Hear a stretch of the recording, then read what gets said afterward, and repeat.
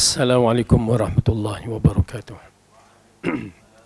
Innal hamdalillah nahmaduhu wa nasta'inuhu wa nastaghfiruh wa na'udzu billahi min shururi anfusina wa min sayyiati a'malina. Man yahdihillahu fala mudilla lahu wa man yudlil fala hadiya lahu. Asyhadu an la ilaha illallah wahdahu la syarika lahu wa asyhadu anna Muhammadan 'abduhu wa rasuluhu. Amma ba'du, fa inna khairal kalami kalamullah wa khairal huda huda Muhammadin sallallahu alaihi wasallam wa syarrul umuri muhdatsatuha wa kullu muhdatsatin bid'ah wa kullu bid'atin dhalalah wa kullu dhalalatin finnar. Alhamdulillah, pertama kita rafa'kan syukur kita kepada Allah Subhanahu wa taala yang menghidupkan kita, yang mengumpulkan kita dalam majlis ilmu, yang berikan kekuatan dan kesihatan kepada kita semua. Dan mudah-mudahan majlis yang begini Allah berikan kita kekuatan untuk terus beramal di atas manhaj yang betul dan istiqamah di atas manhaj yang betul. Dan yang paling penting, kita mati dalam keadaan beriman seperti mana yang diajarkan oleh Rasulullah sallallahu alaihi wasallam, kerana ianya merupakan asas bagi kehidupan kita nun di akhirat kelak. Jika iman kita tidak clear, tidak jelas seperti mana yang diarahkan, maka perjalanan kita di akhirat kelak penuh dengan liku-liku, penuh dengan ujian yang berat-berat yang tidak mungkin orang yang mempunyai akidah yang batil boleh melepasinya dengan mudah. Jadi insya-Allah mudah-mudahan Allah berikan kita petunjuk semua di atas jalannya yang betul. Amin ya rabbal alamin. Kita sambung balik pelajaran kita yang masih lagi dalam pelajaran tafsir Al-Quran. Kita masuk dalam surah An-Nazi'at, yang mana ianya dalam juzuk Amma, surah yang berada dalam surah ayat yang second akhir dalam juzuk Ammar. Jadi surah ini adalah surah Makkiyah, surah yang ke-79 dalam Al-Quran. Bila kita bicarakan ianya surah Makkiyah, maka ianya menekankan masalah akidah. Masalah akidah, masalah ketauhidan, masalah yang berkaitan dengan segala masalah-masalah usul, yang merupakan satu pegangan bagi kita untuk menjaga asas-asas yang penting ini. Baik, kita masuk ayat yang pertama. Saya bacakan dulu. A'udzu billahi minasyaitonir rajim. Bismillahirrahmanirrahim. Wan nazi'ati gharqa wan nashitati nashta was-sabihati sabha fas-sabiqati sabqa falmudabbirati amra yawma tarjufur rajifah tatba'uha ar-radifah qulubun yawma'idhin wajifah absaruha khashi'ah yaquluna a inna lamarduduna fil hafirah أَإِذَا كُنَّا عِظَامًا نَخِرَةً قَالُوا تِلْكَ إِذًا كَرَّةٌ خَاسِرَةٌ فَإِنَّمَا هِيَ زَجْرَةٌ وَاحِدَةٌ فَإِذَا هُمْ بِالسَّاهِرَةِ. Demi malaikat-malaikat yang mencabut nyawa dengan keras dan malaikat-malaikat yang mencabut nyawa dengan lembut, dan malaikat-malaikat yang turun dari langit dengan cepat, dan malaikat-malaikat yang mengatur urusan. Sesungguhnya kamu akan dibangkitkan pada hari ketika tiupan pertama menggoncangkan alam. Tiupan pertama itu diiringi oleh tiupan kedua. Hati manusia pada waktu itu sangat takut, pandangannya tunduk. Orang-orang kafir berkata, apakah sesungguhnya kami benar-benar dikembalikan kepada kehidupan semula? Apakah akan dibangkitkan juga apabila kami telah menjadi tulang belulang yang hancur lumat? Mereka berkata, kalau demikian, itu adalah suatu pengembalian yang merugikan. Sesungguhnya pengembalian itu hanyalah dengan satu kali tiupan sahaja, maka dengan serta-merta hidup kembali di permukaan bumi. Baik. Surah An-Nazi'at merupakan surah Makkiyah. Apabila kita membicarakan surah Makkiyah, ia merupakan surah-surah yang menekankan masalah akidah, masalah ketauhidan, masalah beriman dengan apa yang telah ditetapkan oleh Allah. Jadi ayat yang kita baca ini adalah di antara berkaitan dengan masalah akidah, yang berkaitan dengan masalah malaikat, berkaitan dengan masalah tiupan sangkakala, kebangkitan di alam yang berikutnya. Ya, senang je. Masalah akidah beriman dengan cara begitu, ada dalil, habis, selesai masalah. Baik.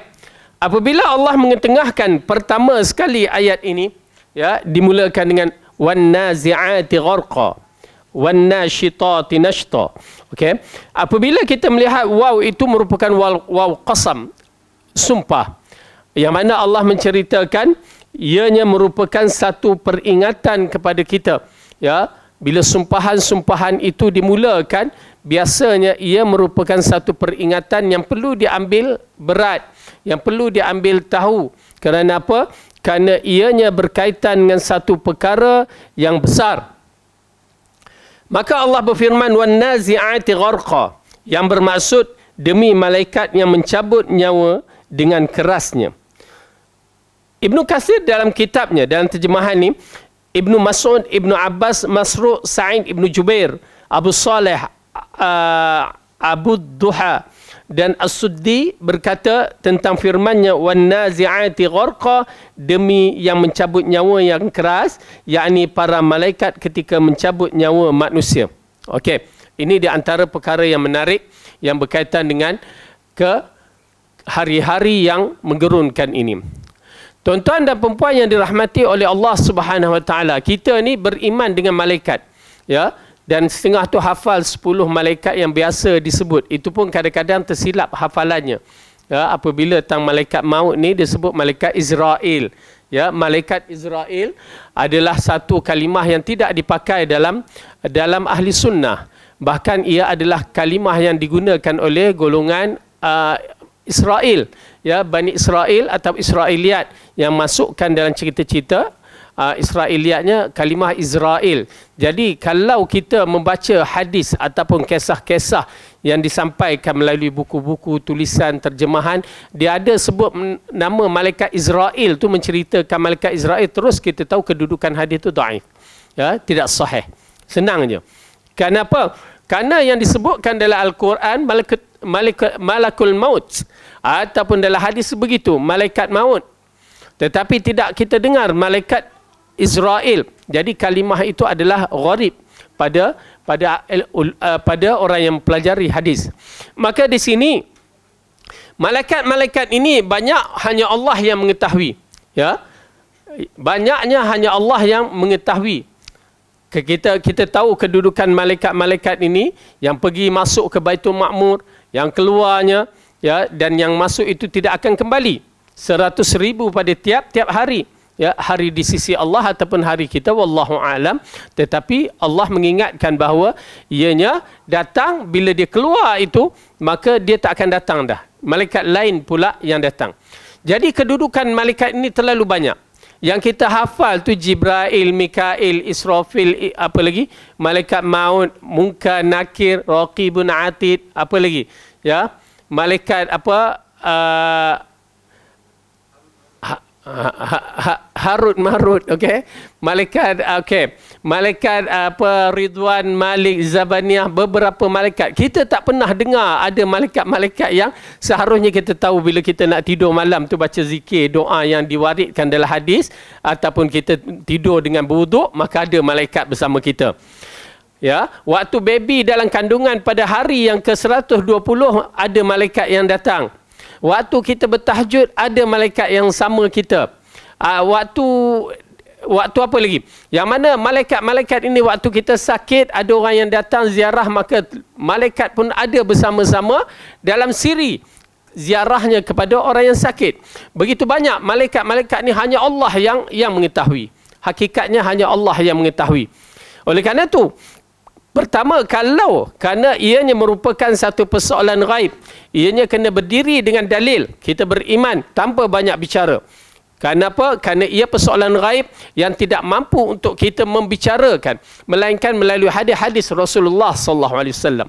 Seperti mana yang Rasulullah ingatkan, betulkan sufuh kita di dalam solat tu. Kenapa kita dikatakan al-katif bil katif, al-qadam bil qadam, kaki dengan kaki, bahu dengan bahu. Ianya bukan satu perkara main-mainan. Ya, kerana solat adalah usul, maka kita jaga cara sifat solat itu apa yang dilakukan oleh para malaikat di atas langit. Ya, orang sunnah kena pegang benda ni. Ya, kita yang belajar Quran sunnah kena pegang. Kenapa kaki dengan kaki, bahu dengan bahu itu penting? Kerana itu adalah sifat solat para malaikat di atas langit yang diajar Jibril kepada Rasulullah sallallahu alaihi wasallam. Tu dia. Oleh kerana itu ittiba' dalam bab ini tanpa banyak membicarakan atau mempertikaikan. Ya. Kemudian kita menyaksikan dalam bab-bab ini juga apabila ayat Quran ini menceritakan tentang malaikat yang diberikan dalam ayat ini, ada dua malaikat, wan nazi'ati gharqa wan nashitati nashta. Ya, di mana demi malaikat-malaikat yang mencabut nyawa dengan keras dan malaikat-malaikat yang mencabut nyawa dengan lemah lembut. Ya. Ini di antara malaikat yang menarik sekali untuk perhatian kita, bahawa kita akan bertemu dengan malaikat-malaikat ini. Bila dah sampai ajal kita. Bila? Wallahu alam. Tapi selagi kita hidup ni belumlah bertemu. Okey? Maka dua malaikat ini ianya dikenali sebagai malaikat al-maut. Malaikat maut, tetapi dengan sifatnya yang berbeza. Ya, sifatnya yang berbeza. Okey, misalnya seorang itu waktu dia jadi bos, dia tegas. Lepas dia jadi bos, dia lain. Ya, begitu juga kedudukan malaikat ini bila dia bertemu dengan orang-orang yang soleh, lain. Dia bertemu dengan orang yang derhaka, lain. Mungkin kita dah belajar sedikit sebanyak berkaitan hari-hari nazak, kan? Ya, bagaimana kita mempelajari hari-hari nazak yang mana kita akan berhadapan dengan ujian-ujian. Syaitan tidak akan biarkan kita bersendirian pada hari nazak, melainkan dia akan ganggu. Itu perjanjian dia dengan Allah. Perjanjian dia dengan Allah, dia akan menyesatkan kita selagi nyawa kita ada. Apatah lagi kemuncak adalah hari waktu kita nak mati, kita akan meninggalkan dunia, di situ kemuncak dia datang. Ya, oleh kerana itu doa kita meminta perlindungan dengan Allah dari gangguan syaitan waktu mati itu, waktu nazak itu amat penting. Paling kurang kita baca Allah makhtim lana bi husnil khatimah. Ya Allah, matikan aku dalam husnul khatimah. Yang mana syaitan, ada pun yang riwayat mengatakan syaitan datang bentuk mak bapak kita mengajak pada agama Yahudi Nasrani. Itu riwayatnya dhaif yang dikatakan.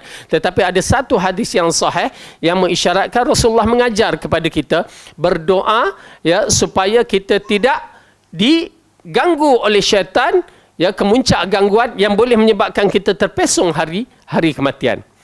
Ingat, ya, kita tak mampu nak menyelamatkan diri kita melainkan dengan izin Allah. Walaupun kita ini merasakan kita seorang yang kuat beribadat, berada di atas manhaj Quran dan Sunnah, belum tentu selamat dalam peristiwa akhir hayat kita. Tak kiralah ustaz ke tak ustaz ke, tok syekh ke tak tok syekh ke, semuanya belum pasti kedudukannya mereka di hari-hari akhir hayat. Jadi, dalam peristiwa yang begitu, syaitan datang. Dan amalan-amalan soleh dinampakkan. Dan paling menarik sekali dalam siri orang-orang yang nak mati ini, amalan soleh itu yang menarik perhatian, menjadikan mereka itu mampu untuk berbicara ataupun mampu untuk berhadapan dengan peristiwa-peristiwa seterusnya. Ujian yang berlaku pada hari kematian, alam nazak, adalah satu ujian yang sengit. Persiapan dia semua bermula daripada hari kita ni. Kita masih lagi bernyawa ni, inilah waktu persiapan dia. Dah tidak ada pilihan melainkan ittiba'ur rasul, itu persiapan yang terbaik. Akidah yang betul dan ittiba'ur rasul itu sahaja, ya, yang akan menentukan perjalanan kita yang terbaik nanti. Subhanallah. Bila kita menyaksikan hadis yang diriwayatkan oleh Bara Ibn Azib, ya, yang mana ia menceritakan kisah kematian seseorang, yang Rasulullah ceritakan bagaimana seseorang itu nak mati. Okay? Yang mana di antara diceritakan oleh Bara Ibn Azib satu hari apabila para sahabat menguburi seorang jenazah lelaki Ansar. Lalu Rasulullah SAW bercangkung di tepi kubur, lalu memegang satu batang kayu, lalu mencuit-cuit tanah tu, ya, mengguris-guris di atas tanah. Lalu dia mengatakan ista'idzu billahi min adzabil qabr. Ista'idzu billahi min adzabil qabr, minta perlindungan dengan Allah dari azab kubur. Minta perlindungan dengan Allah dari azab kubur sebanyak 2 ataupun 3 kali. Jadi ianya merupakan satu perkara yang menggerunkan. Kemudian Rasulullah menceritakan apabila seseorang itu orang yang beriman ataupun orang soleh yang sudah sampai nazaknya, yang mana kita menyaksikan dalam Al-Quran betapa dahsyatnya kematian, ya, yang Allah ceritakan dalam surah Al-Qiyamah. Bagaimana bukan semudah itu kematian, ya, yang kita bakal hadapi. Kalau kita tengok sembelih ayam, kita pernah sembelih ayam tak? Ya, tak pernah. Kita pernah makan ayam je kan. Kalau kita tengok macam mana ayam tu disembelih, kita lepas, tu dia mengelupur tu, ya. Merupakan keseksaan waktu orang yang nak mati ni, memang seksa sangat. Subhanallah. Kalau tidak masakan kekasih Allah, Rasulullah SAW mengatakan innal mauta lasakarat, sesungguhnya kematian itu penuh dengan kesakitan, kemuncak. Sakit hari ini sakit juga kan, tetapi tidak kemuncak waktu hari kesakitan kematian. Kesakitan pada hari ini masih lagi di kategori berubat, alhamdulillah sihat. Ya, sakit-sakitlah tapi boleh sihat lagi, boleh berjalan lagi. Ya, bolehlah makan lagi sedap. Okey. Tetapi pada hari sakratul maut dah tidak ada kemuncak kesakitan, melainkan pada ketika itu syaitan pula datang. Berbagai-bagai pula datang. Dan pada waktu itu, maka dikatakan dalam hadis tersebut, apabila orang yang soleh nak mati, maka datanglah malaikat-malaikat. Ini dikategorikan malaikat-malaikat yang akan menyambut roh dia, yang duduk kiri dan kanan sejauh mata memandang. Berarti bukan tugas malaikat maut semata-mata, ya, itu tugas dia mencabut nyawa, tetapi ada malaikat-malaikat yang lain duduk di kiri dan kanan kita, ya, tak sebut orang lain, kita yang akan mati satu ketika nanti. Dia akan duduk kiri dan kanan kita sejauh mata memandang, mengikut keadaan amalan kita. Nampak tak? La ilaha illallah. Satu benda yang bila saya tengok balik dalam setiap penafsiran dan setiap hadis yang diterangkan, semua bergantung pada amalan kita. Semua bergantung kepada amalan kita, dan sudah tentu amalan akidah itu diutamakan. Kalau akidah tidak selesai, segala-galanya tidak akan selesai. Oleh kerana itu, tuan-tuan dan perempuan, perbetulkan akidah dan ikut cara Rasulullah SAW dalam semua aspek. Kita akan selamat. Kerana perjalanan yang bakal kita lalui ini adalah perjalanan yang terakhir di muka bumi. Lepas tu dah tak kembali dah. Dah tak ada dah. Jangan nak berangan kita akan boleh kembali ke muka bumi. Tak ada dah.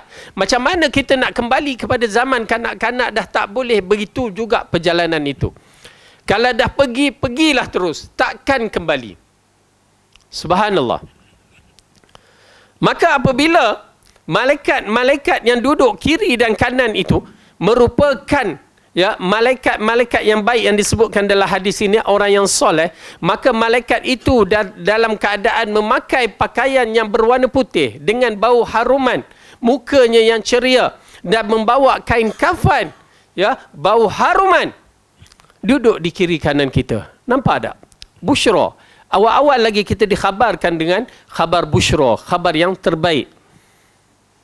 Subhanallah, tuan-tuan dan perempuan, kita tak mampu untuk menyelesaikan masalah ini, melainkan selagi nyawa ada pada diri kita, bertaubat je lah. Yang minta kepada Allah. Maka, apabila malaikat duduk kiri dan kanan, menunggu, bersedia untuk menyambut roh kita pada ketika itu. Ya, nak menyambut roh kita, maka datanglah malaikatul maut, ya, datang, lalu dia datang mengikut keadaan yang kita baca hari ini, sekarang ni hadis berkaitan dengan orang yang soleh. Maka malaikat maut datang dalam keadaan menyambut kita dengan ucapan, ya ayuhan nafsut tayyibah, wahai roh yang baik, roh yang baik, ukhruji, keluarlah dari tubuh manusia ini dalam keadaan Allah suka dan Allah redha kepada kamu. Tuan-tuan dan perempuan, oleh kerana itu ghayah matlamat kita kena clear. Matlamat kita mencari keredaan Allah. Itu pasal bila amalan kita ikhlas, iaitu keredaan Allah. Oleh kerana itu amalan ikhlas ini akan menentukan kita dalam keadaan Allah redha kepada kita. Kesian orang-orang yang tidak mengikut keikhlasan atau mengikut ittiba'ur Rasul. Kesian. Maka orang-orang yang begini, malaikat menyebut, ya ayyuhan nafsul tayyibah, wahai roh yang baik, keluarlah kamu dari tubuh badan seorang orang yang nak mati ni dalam keadaan Allah redha kepada kamu. Okey. Maka roh ini, itu pasal apabila Rasulullah membicarakan dalam hadis ini, dia mengatakan, barang siapa yang suka untuk bertemu dengan Allah, Allah suka bertemu dengannya. Barang siapa yang tak suka bertemu dengan Allah, maka Allah tak suka bertemu dengannya. Maka bila masa dia, itulah waktunya. Tuan-tuan dan perempuan disambut oleh malaikat maut dalam keadaan ceria. Ya ayuhan nafsut tayyibah, wahai roh yang baik, keluar. Maka Rasulullah SAW menceritakan. Kita dah terus naik kepada ayat yang kedua tu. Tapi tak apa, kita akan masuk ayat pertama semula. Ya, yang menceritakan roh itu keluar seperti mana air yang keluar daripada botol tu ataupun dari bekas, dia keluar dengan laju.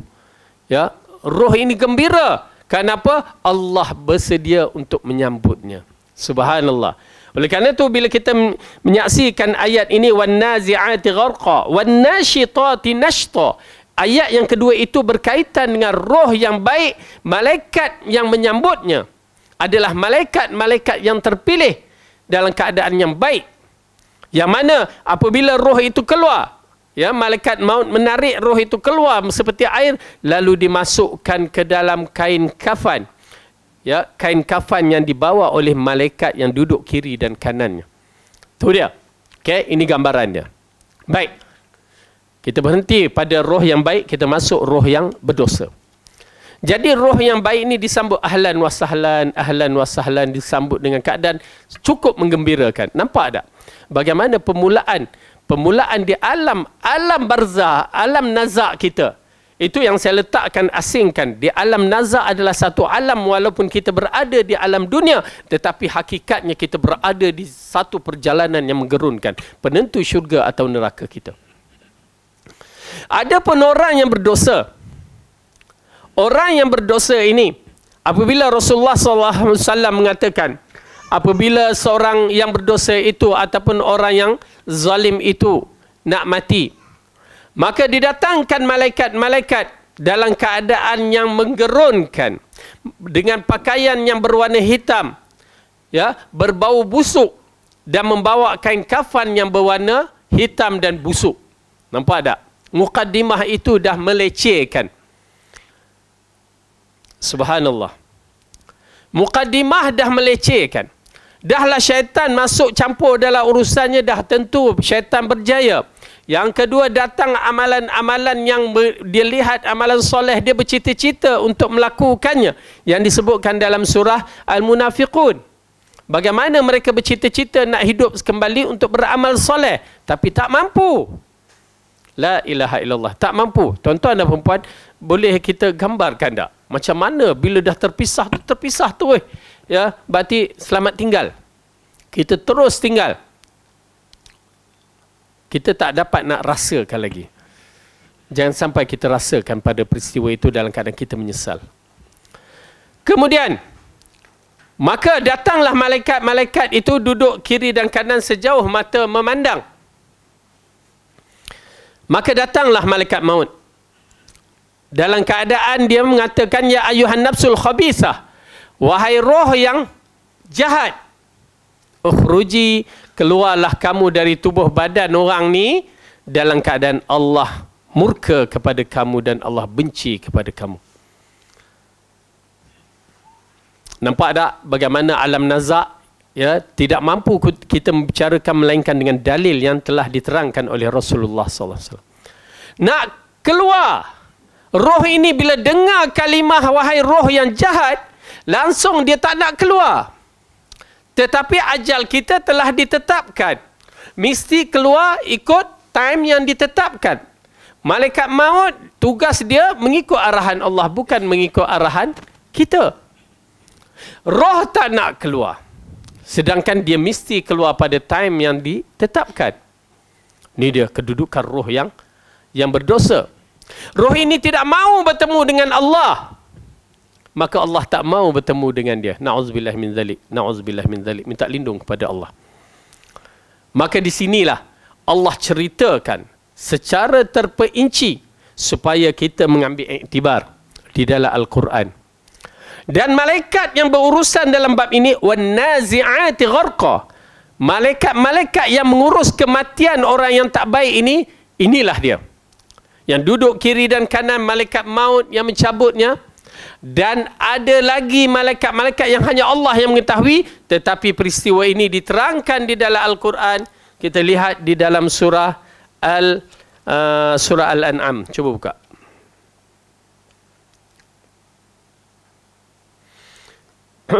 Surah Al-An'am ayat yang ke-93.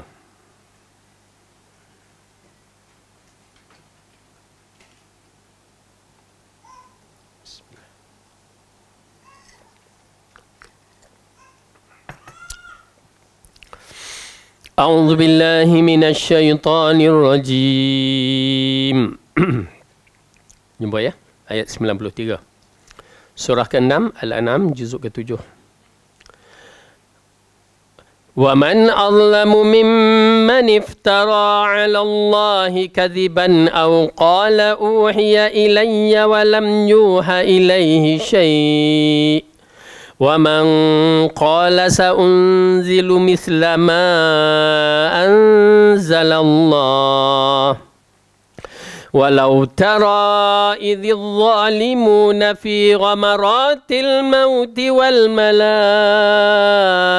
بَاسِطُو أَيْدِيهِمْ أَخْرِجُوا أَنفُسَكُمْ اليوم تجزون عذاب الهون بما كنتم تقولون على الله غير الحق وكنتم عن آياته تستكبرون. Dan siapakah yang lebih zalim daripada orang yang membuat dusta terhadap Allah atau yang berkata, telah diwahyukan kepadaku padahal tidak diwahyukan sesuatu pun kepadanya. Dan orang yang berkata, aku akan menurunkan seperti apa yang diturunkan Allah. Alangkah dahsyatnya sekira kamu melihat di waktu orang-orang yang zalim berada di dalam tekanan-tekanan sakratul maut. Sedangkan para malaikat memukul dengan tangannya sambil berkata, keluarkanlah nyawamu. Di hari ini kamu dibalaskan dengan siksaan yang sangat menghinakan. Kerana kamu selalu mengatakan terhadap Allah perkataan yang tidak benar. Dan kerana kamu selalu menyombongkan diri terhadap ayat-ayatnya. Okay? Ayat ni jelas kepada kita bagaimana malaikat yang mencabut nyawa, dia memukul orang yang berdosa ini. Okay? Ini gambaran pertama. Kita beriman kerana ayat Al-Quran. Ya, ianya merupakan satu peringatan kepada kita. Jangan bicara orang kafir, orang berdosa yang lain-lain tu. Jangan bicara. Kita ni, tengok kita ni bagaimana, adakah kita akan selamat. Ya, apatah lagi ayat ini apabila dikatakan kerana selalu mengatakan terhadap Allah perkataan yang kamu tidak benar. Ini pun satu, bukan kepada Bani Israel semata-mata. Kepada golongan-golongan yang mentakwilkan ayat Al-Quran, yang mentakwilkan sifat-sifat Allah, termasuk dalam perkara-perkara yang begini. Mentakwil sifat-sifat Allah dengan kejahilan yang mereka ada. Berbahaya. Ya? Baik. Ayat yang pertama kita lihat. Macam mana dipukul. Okey, kita lihat surah Muhammad pula. Surah Muhammad, surah yang ke-47. Juzuk 26.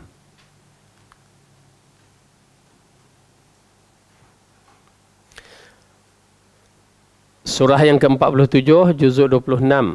Surah Muhammad, muka surat 509. A'udzu billahi minasyaitonir rajim. Fakaifa idza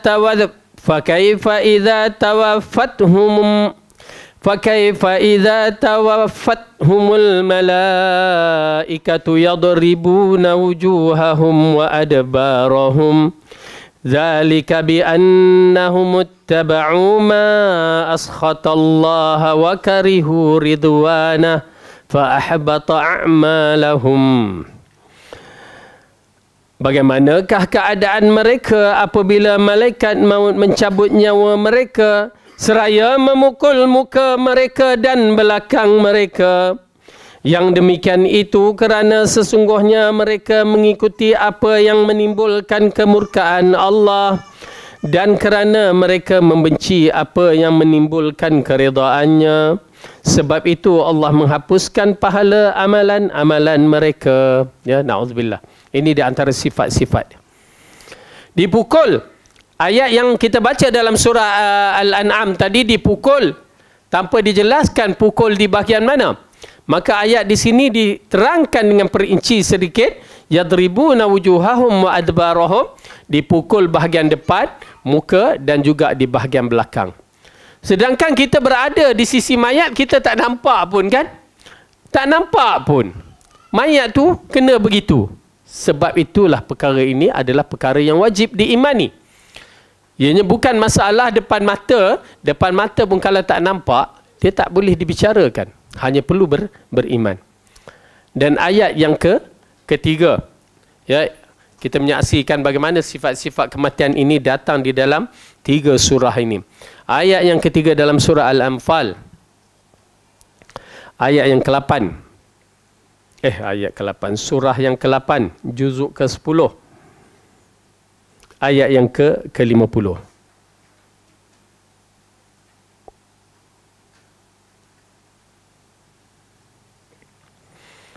A'udzu billahi minasyaitonir rajim. Ayat 50.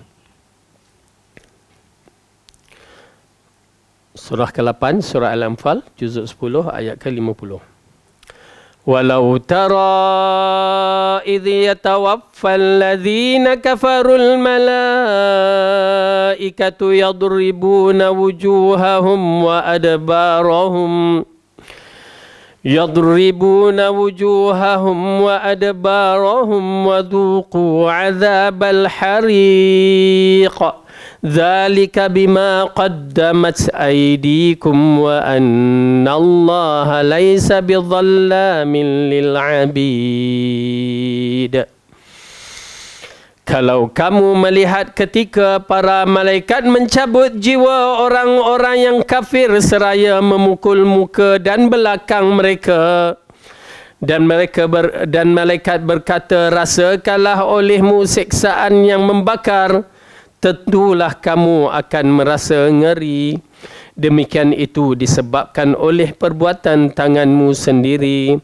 Sesungguhnya Allah sekali-kali tidak akan menginayahkan hamba-Nya. Okay. Jelas pada ayat ini mengisyaratkan apa dia? Bahawa malaikat datang dalam bentuk yang begini untuk orang-orang yang berdosa. Na'udzubillah, minta lindung pada Allah. Na'udzubillah, jangan kita berlaku di sini. Dalam satu hadis menceritakan bukan sekadar begitu sahaja, ya, bahkan kita menyaksikan orang-orang yang dah nak mati ini dengan ucapan-ucapannya, sehingga kan apabila Fir'aun yang ditenggelamkan, yang disebutkan dalam hadis, apabila Jibril mengatakan, ya Muhammad, kalau kamu menyaksikan bagaimana aku menutup mulut Fir'aun tu, ya, waktu dia tenggelam, ditakuti mendapat rahmat Allah tu kerana kejahatan dia tu, sehingga kemuncak mengaku dirinya Tuhan, ya, malaikat Jibril pun masuk campur dalam urusan nak menghinakan orang-orang yang kafir ini. Na'udzubillah. Dengan arti kata lain, bila kita menyaksikan wan nazi'ati gharqa ini, bukan sekadar malaikat maut, ada malaikat-malaikat yang lain berserta, hatta Jibril pun bersama waktu dalam peristiwa kematian Fir'aun. Kita tahu Kenapa Fir'aun dalam last minute dia menyebutkan dia beriman dengan Tuhan Bani Israel. Dia mengaku, ya. Dan kita akan berhadapan dengan peristiwa itu. Ya, kalau kita bukan orang yang beriman. Oleh kerana itu pastikan iman kita betul. Orang melalui hadis ini, melalui peringatan ini, kita menyaksikan bahawa kalaulah Fir'aun sampai begitu sekali menunjukkan amalan yang terbaik diperbentangkan kepada Fir'aun sehingga dia boleh mengatakan, ya, aku beriman kepada Tuhan yang disembah oleh Bani Israel. Sedangkan kita tahu sakratul maut adalah satu waktu yang sakit. Tetapi bila kemuncak dalam keadaan begitu, dia melihat kebenaran, terus dia nak beriman. Kerana nak dimasukkan dalam kategori orang yang beriman. Tetapi tak boleh. Tak boleh. Kerana kedudukan sakratul maut adalah kedudukan terakhir. Tidak ada pilihan. Kalau sebelum sakratul maut, waktu Firaun itu berada di tepi pantai, ya, confirm Allah akan ampunkan dia. Ada tepi pantai menyaksikan Bani Israel merentasi lautan. Dia tak pergi lagi, tak tenggelam lagi. Dia kata beriman, aku beriman dengan Tuhan Bani Israel. Confirm Allah akan ampunkan. Tetapi dah terlambat. Oleh kerana itu Rasulullah SAW mengingatkan kepada kita bahawa iman, taubat hanya diterima sebelum nyawa sampai di kerongkong, sebelum matahari terbit sebelah barat. Tutup. Habis cerita. Subhanallah. Jadi tuan-tuan dan perempuan, kita masih hidup. Belum lagi nyawa sampai kerongkong. Belum lagi matahari terbit sebelah barat. Ya, wallahu alam esok ke apa ke. Al-muhim, masih lagi kita bernafas, masih lagi kita bernyawa. Istighfar. Istighfarlah. Cari waktu istighfar. Kalau sambil berjalan-jalan teringat istighfar. Jangan biasakan diri kita terlupa dengan istighfar. Ya, ialah kadang-kadang kita terlalai, tapi bila ingat istighfar kembali kepada Allah. Kerana itu sahaja jalan untuk menghilangkan dosa-dosa kita. Ingat, para ulama membahaskan di antara semua amalan yang terbaik, lalu dikatakan amalan istighfar tidak ada tolok banding, kerana amalan istighfar akan menghapuskan start daripada dosa A sampai ke Z, hapus, dihabiskan semua kalau nak bandingkan amalan-amalan lain. Jadi istighfar. Ya, jangan kedekut dengan istighfar. Biarlah kita dipenuhi dengan istighfar. Jadi baik, dalam ayat ni jelas kepada kita bagaimana yang disebutkan tentang dua malaikat di dalam ayat wan-nazi'ati gharqa wan-nashitati nashta. Demi malaikat yang mencabut nyawa dengan keras dan malaikat yang mencabut nyawa dengan selembut-lembutnya. Dan cukup bagi kita bila kita menyaksikan ayat Al-Quran, 3 ayat Al-Quran yang diterangkan di dalam surah Al-Anfal, surah Al-An'am dan juga surah Muhammad tadi, mengisyaratkan itu dia keadaan orang-orang yang nak mati dan malaikat-malaikat yang berurusan dengan orang-orang yang nak mati. Bukan sekadar itu sahaja.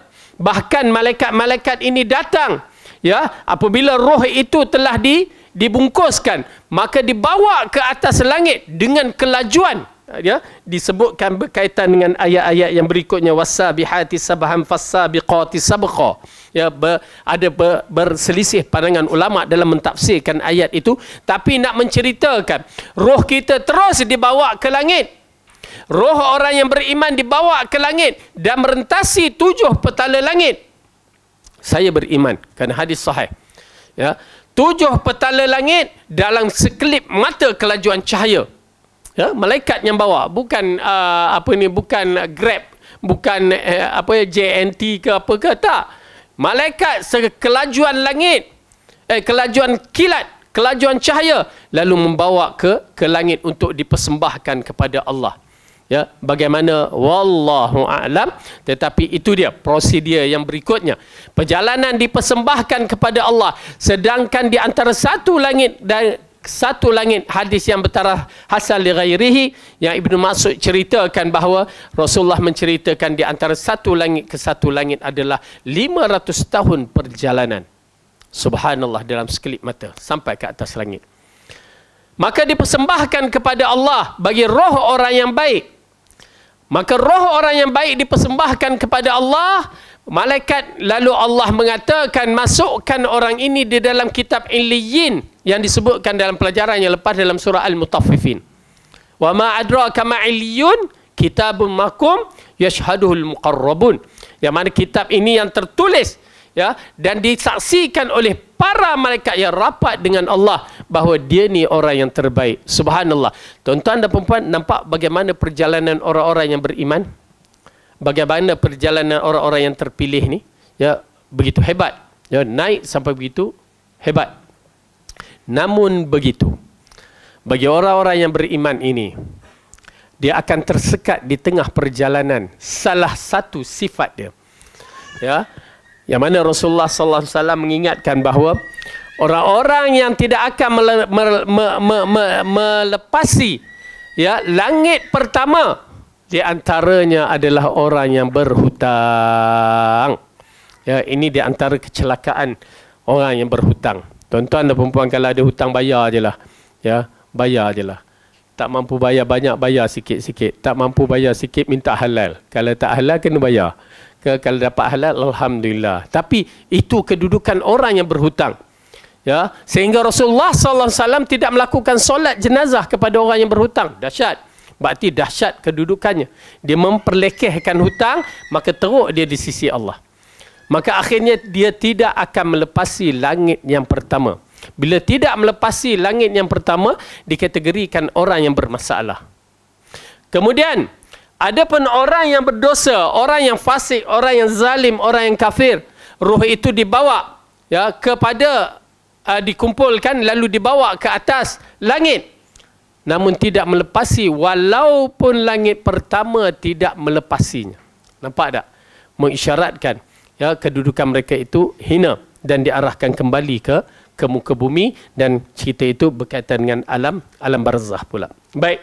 Jadi ini di antara yang mana Allah mengingatkan kepada kita tentang kedudukan malaikat-malaikatnya yang terpilih, yang ditugaskan untuk mencabut nyawa, terutamanya malaikat maut dan juga malaikat-malaikat yang hadir pada ketika kematian seseorang itu. Kemudian Allah ceritakan lagi, was-sabihati sabha, dan yang turun dari langit dengan cepat. Ibnu Mas'ud berkata, yakni malaikat. Demikian pula yang diriwayatkan dari Ali, Mujahid, Sa'id Ibnu Jubair. Okay. Kemudian fas-sabiqati sabqa, dan yang mendahulukan dengan kencang, diriwayatkan dari Masruq, yakni juga malaikat-malaikat. Okey.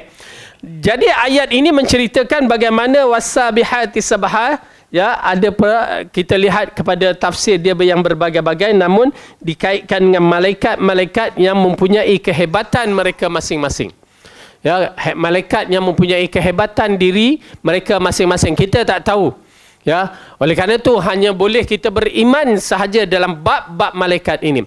Jibril yang mempunyai 600 sayap. Macam mana wallahu alam, tapi Rasulullah telah melihatnya sebanyak 2 kali. Rasulullah telah melihatnya sebanyak 2 kali. Ya, dan kita tidak pernah melihatnya. Baik, hanya kalau kita tak pernah melihat, maka cukup kita beriman.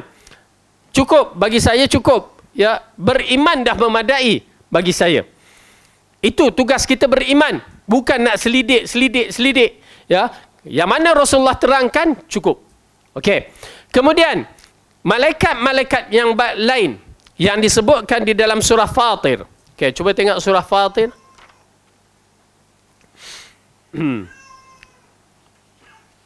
Surah yang ke-35.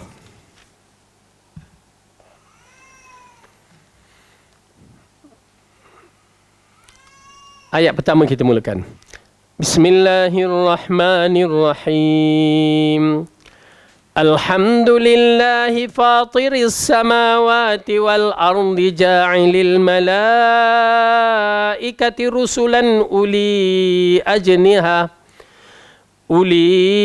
ajnihatim masna wa thulatha wa ruba' yazidu fil khalqi ma yasha'.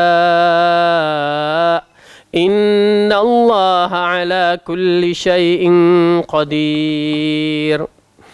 Segala puji bagi Allah yang mencipta langit dan bumi, yang menjadikan malaikat sebagai utusan-utusan untuk mengurus berbagai macam urusan, yang mempunyai sayap masing-masing, ada yang 2, ada yang 3 dan ada yang 4. Allah menambahkan pada ciptaannya apa yang dikehendakinya. Sesungguhnya Allah Maha Kuasa atas segala sesuatu. Itu dia. Ya, ini di antara malaikat-malaikat yang mempunyai sayap. 2, 3, 3 macam mana 3? Jangan bicara itu bukan urusan kita. Kita mula tengok 3 macam ikan ke kiri kanan atas. Tak. Itu bukan urusan kita. Dan 4, ya, mengisyaratkan kepada kita Allah tambah kepada siapa yang dikehendaki dalam ayat itu, maksudnya Jibril 600 sayap. Ya, subhanallah. Jadi pada ayat ini mengisyaratkan kepada kita, pertama, malaikat-malaikat seperti mana yang kita beriman dengan sifat-sifatnya. Apa dia? Yang Allah ceritakan ini tanpa ragu-ragu, supaya kita ada perasaan takut dan merasa kagum dengan kehebatan Allah ni. Kedua, kita beriman bahawa malaikat-malaikat ini hanya mengikut arahan Allah sahaja. Dia tidak akan mengikut arahan orang lain. Ya. Yang ketiga, kita tahu bahawa malaikat-malaikat ini adalah makhluk yang dijadikan dalam keadaan patuh, taat kepada Allah, dan dia tidak akan melakukan dosa. Oleh kerana itu cerita yang dibawa oleh Israiliyat, kisah siapa? Harut dan Marut, ya, yang mana ianya merupakan cerita-cerita kronik yang dibawa oleh Israiliyat. Berhati-hati kerana dia termasuk dalam kitab-kitab tafsir. Cuma alhamdulillah kita dapati di antara kitab-kitab tafsir dah tapis, ya, hadis-hadis berkaitan dengan cerita Harut dan Marut ni. Kerana dikaitkan Harut dan Marut ini malaikat yang melakukan maksiat kepada Allah. Sedangkan Allah mengatakan malaikat-malaikat ini tidak melakukan maksiat kepadanya. Ya, tu dia, nampak percanggahan tu berlaku. Maka bila kita melihat keadaan yang begitu, malaikat-malaikat ini, bahawa malaikat-malaikat ini ada yang terpilih dalam keadaan bentuk-bentuk yang tugas yang telah ditetapkan. Di antara perkara yang menarik adalah malaikat-malaikat yang boleh berubah menjadi manusia, kan? Itu pun satu perkara yang menarik, ya. Dan kena ingat, mereka itu berubah menjadi manusia dengan izin Allah. Bukan saja-saja aku nak berubah tiba-tiba jadi benten, kata orang. Tak. Ya, tukar macam itu, tak. Dia berubah dengan izin Allah. Kenapa? Dia melakukan apa yang diarahkan. Seperti mana Jibril kadang-kadang datang bertemu dengan Rasulullah SAW dalam peristiwa yang disebutkan dalam Matan Arba'in, 40 hadis yang mana Jibril datang mengajarkan kepada Rasulullah tentang iman, Islam dan ihsan, ya, dalam bentuk manusia. Dan Rasulullah mengatakan Jibril kebanyakan selalu dalam bentuk Dihya Al-Kalbi, lelaki yang kaya dan smart, anak muda yang kaya dan smart ni. Jibril selalu merupakan dalam bentuk yang begitu. Dan kita menyaksikan apabila malaikat yang datang bertemu dengan Nabi Ibrahim, ya, malaikat yang datang bertemu dengan Nabi Lut, semua dalam bentuk manusia. Jadi dia boleh berubah kepada bentuk manusia dengan izin Allah. Yang mana ada sabit dalam hadis, kita beriman. Lebih daripada tu tak. Ini ialah semenjak kita tengok kadang-kadang dalam klip video tu dia tunjuk Nun Atahawan tu nampak macam malaikat cerita kartun. Ya, itu semua kartun. Dia malaikat hantu, tu itu semua kartun-kartun belaka. Ya, syaitan itu dia nak bentuk dalam manusia tidak semudah yang kita sangkakan. Yang dikatakan jin, ya. Kita ni bila sikit-sikit nampak apa pocong, hantu kan. Itu semua cerita kartun. Yusuf ada nampak? Tak ada, alhamdulillah. Kalau nampak, bagi tahu ayah, ambil parang ke ambil penukul, ketuk dulu. Jangan lari. Okey? Kerana biasanya itu manusia yang buat. Manusia yang buat. Kalau kita tengok dalam video ke apa, semua tu manusia yang buat. Kenapa? Bersifat syaitan, dia ada kaedah-kaedah dia yang mana kita kena pelajari tentang macam mana jin ini dia nak menjadi makhluk seperti kita tengok jin Islam yang diceritakan oleh Rasulullah SAW berkaitan dengan dia bertukar menjadi ular. Ya, di kalangan jin Islam di Madinah ini, ya, Islam dia bertukar menjadi ular, kan, ada. Dan kita juga ada membaca tentang peristiwa malam hijrah Rasulullah, ya, syaitan yang menjelma. dan juga pada hari peperangan Badar, ya, syaitan menjelma, tetapi dalam bentuk-bentuk yang mana bukan senang. Kenapa? Satu makhluk yang tidak nampak, bayangkan kita tak nampak ni kan, tiba-tiba dia nak jadi macam zat badan kita, ya, nak gabungkan molekul-molekul sampai menjadi jisim, memerlukan kekuatan dan bukan sebarangan. Ya, memerlukan kekuatan dan bukan sebarangan, risiko dia mati. Kan? Oleh kerana itu bukan semudah yang kita sangka. Ya, ini di antara masalah kita terlampau mengikut cerita-cerita, ya, berkaitan dengan tahyul-tahyul yang begini. Ya, memang saya tak nafikan di usia saya kecil-kecil dulu pun saya dibentangkan cerita-cerita ni. Sampai hari saya belajar di Pakistan tu baru hilang. Dapat Quran dan Sunnah baru hilang benda-benda ni. Kalau tak masih lagi ada tahyul. Duk percaya juga hantu dulu. Ya, nak pergi ke Sungai Perak tu takut ke main. Ya, duk terfikir hantu duk terbang atas pokok apa? Pokok apa nama tu? Ya, begitu keyakinan. Pergi ziarah orang mati, tak berani nak balik. Ya, ingat lagi. Sampai jumpa pakcik tu, tolong hantar saya balik. Takut. Ya, takut hantu. Orang cerita nun dekat pokok ara ada hantu. La ilaha illallah, kita percaya. Tapi alhamdulillah bila faham Quran dan Sunnah, perkara tu adalah perkara tipu yang dibawa oleh masyarakat kita yang boleh merosakkan akidah. Okey? Baik. Kita habiskan sedikit lagi. Lalu Allah mengatakan, "Falmudabbirati amra," dan malaikat-malaikat yang mengaturkan urusan. Ali Mujahid Atta Abu Saleh, Al-Hasan dan Qatadah, Ar-Rabi' Ibn Anas dan As-Suddi berpendapat bahawa itu adalah malaikat-malaikat. Al-Hasan menambahkan maksud mereka malaikat yang mengaturkan perkara langit dan bumi, yakni dengan perintah Tuhannya. Okey. Jadi dalam ayat ini mengisyaratkan kedudukan malaikat yang berbagai-bagai. Kedudukan malaikat yang berbagai-bagai wajib kita imani. Ya, wajib kita imani. Malaikat yang berada di Arash sana, yang mengelilingi Arash Ar-Rahman, kita beriman. Malaikat yang bersedia untuk meniup tiupan sangkakala, kita beriman. Malaikat segala-galanya yang mana kita lihat pada hadis yang sahih, maka wajib kita beriman. Namun begitu, ini di antara satu perkara yang perlu kita lihat, walaupun malaikat-malaikat yang begitu merupakan hamba-hamba Allah yang mentaati Allah, ada juga malaikat yang dikategorikan muqarrabun, yang rapat dengan Allah. Namun dia tidak boleh memberi manfaat dan memudaratkan kita. Ini akidah ahli sunnah wal jamaah. Dia tidak akan memberi manfaat dan mudaratkan kita melainkan dengan izin Allah. Amat penting. Kerana salah faham kadang-kadang sehingga seorang tu bercita-cita alangkah baiknya jika malaikat ada sama kita. Kenapa? Nak menolong kita. Tak, malaikat tidak akan melakukan melainkan dengan izin Allah. Oleh kerana itu, kita bila berdoa mengharapkan kepada Allah, bukan kepada malaikat. Sampai keluar istilah simpang malaikat 44. Ini di antara masalah-masalah kalimah yang boleh mengeluarkan perkataan-perkataan syirik, yang meletakkan kepercayaan mereka kepada malaikat-malaikat yang dapat membantu. Tak.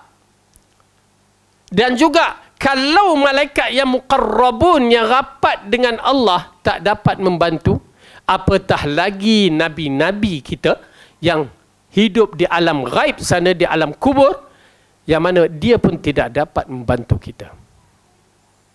Kerana dia telah wafat, maka terputus segala amalan. Bentuk-bentuk doa-doa, ya, yang berpandukan kepada memohon pertolongan kepada para nabi, ya, sewaktu lepas wafatnya ada unsur syirik, berbahaya. Berbahaya. Kerana kita berdoa hanya kepada Allah. Oleh kerana itu Allah mengatakan, ud'uni astajib lakum. Doalah kepadaku, maka aku akan memperkenankan.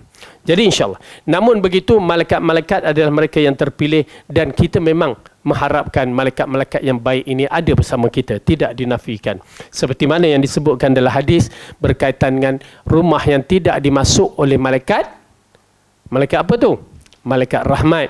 Rumah yang ada apa? Patung, ada anjing, ada loceng. Ya, ini di antara rumah-rumah yang tidak dimasuk oleh para malaikat. Okay. Namun malaikat maut masuk. Ya, malaikat maut masuk. Jadi oleh kerana itu kita berhati-hati.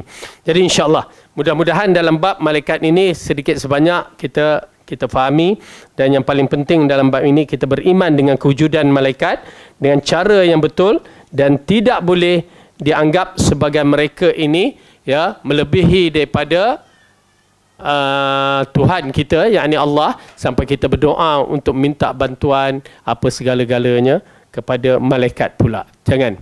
Ya, kerana ialah kaedah-kaedah ni macam kaedah orang masuk hutan apa dia? Assalamualaikum tok nenek, anak cucu tumpang lalu. Siapa tu nenek kamu? Alhamdulillah saya tak ada tok nenek dalam hutan, kan? Kencing pun macam tu, kan? Na'udzubillah. Baik, jadi oleh kerana itu minta perlindungan Allah dan jauhkan diri kita dari kepercayaan syirik, khurafat dan dalam bentuk-bentuk syaitan dan iblis, dan kita ambil cara kaedah ahli sunnah, beriman kepada perkara yang gaib mengikut kaedah-kaedah yang betul. Wallahu alam bisawab. Kita berhenti di sini dulu. Yang baik itu datang daripada Allah, salah silap daripada saya sendiri. Aqulu qawli hadza wa astaghfirullah li wa lakum. Wassalamualaikum warahmatullahi wabarakatuh. Subhanakallahumma bihamdika asyhadu an la ilaha